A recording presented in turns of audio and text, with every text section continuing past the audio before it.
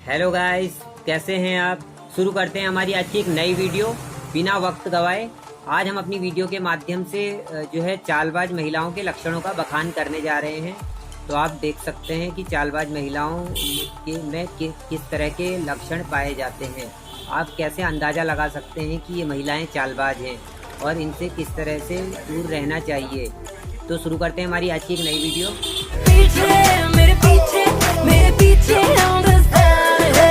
महान आचार्य शुक्राचार्य ने अपनी नीति में चालबाज औरतों के लक्षण बताए हैं। ऐसी महिलाओं से किसी भी पुरुष को सदैव सावधान ही रहना चाहिए, नहीं तो उसका अनर्थ होना तय होता है।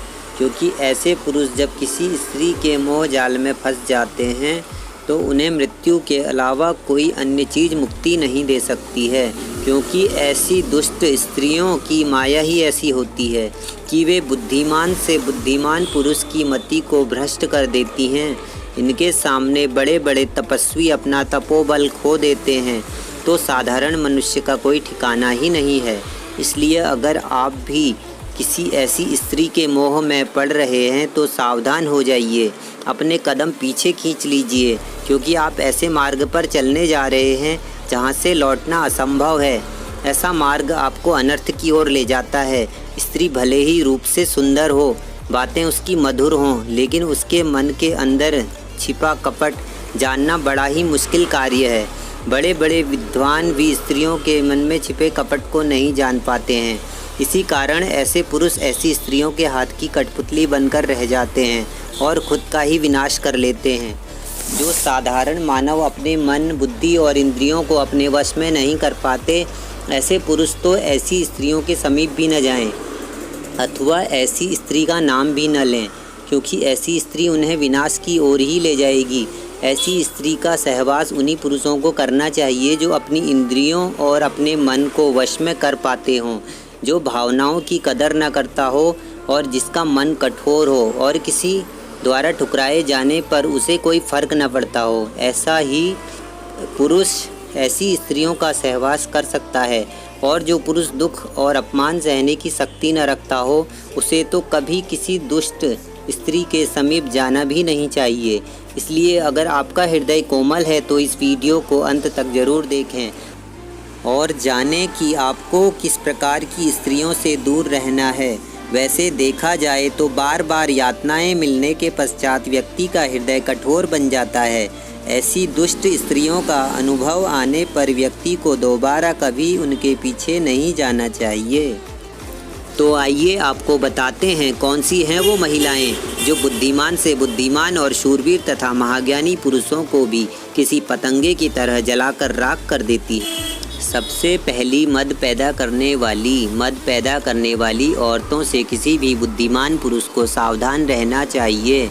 ऐसी औरतें जब अपना काम निकलवाना होता है तो मद पैदा करती हैं, अर्थात मीठी मीठी बातें करती हैं, अपने रूप से मोहित करने का प्रयास करती हैं। अगर स्त्री के ऐसे हाव भाव को देखकर कोई पुरुष ऐसा समझने की भूल करता है कि वो स्त्री उससे प्रेम करती है और उस पर मोहित है, तो उस व्यक्ति से बड़ा मूर्ख संसार में कोई नहीं है। क्योंकि ऐसी स्त्री उस पुरुष का उपयोग करके उसे नष्ट कर देती है। इसलिए एक बुद्धिमान पुरुष को मद पैदा करने वाली स्त्री से दूर ही रहना चाहिए। क्योंकि जो ऐसी स्त्रियों के मोह में फंसता है वो मृत्यु को ही गले लगाता है। दूसरी है छल करने वाली। छल करना स्त्रियों का सबसे बड़ा दुर्गुण है। स्वार्थी स्त्री मूर्ख पुरुष के साथ छल करती है। पुरुषों के साथ ही नहीं, वह तो अन्य स्त्रियों के साथ भी छल करती हैं। दूसरों के घरों में झगड़े लगाना, दूसरों के घर तोड़ना इनकी दिनचर्या होती है। ऐसी स्त्रियों को दूसरे को कष्ट में देखकर आनंद मिलता है। ये औरतें विवाद करती हैं, धमकी देती हैं, दूसरों के राज जानने के बाद उन्हें भयादोहन करती हैं। दूसरों का अहित करने के लिए जो भी अनिष्ट कार्य हो बिना सोचे समझे ही कर देती हैं। तीसरी है निर्दयी। किसी बुद्धिमान पुरुष को किसी निर्दयी स्त्री से प्रेम करने की भूल कभी नहीं करनी चाहिए। कठोर हृदय वाली स्त्री के लिए कोई अपना नहीं होता। उसका स्वार्थ ही उसके लिए सब कुछ होता है।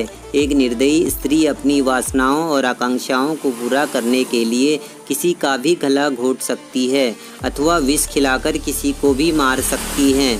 अगर कोई व्यक्ति किसी ऐसी स्त्री से प्रेम करने लगता है जिसे उसकी कोई परवाह नहीं, जो उसके विषय में एक क्षण भी नहीं सोचती, तो वह पुरुष अत्यंत ही मूर्ख है। उसका विनाश होना तो तय है।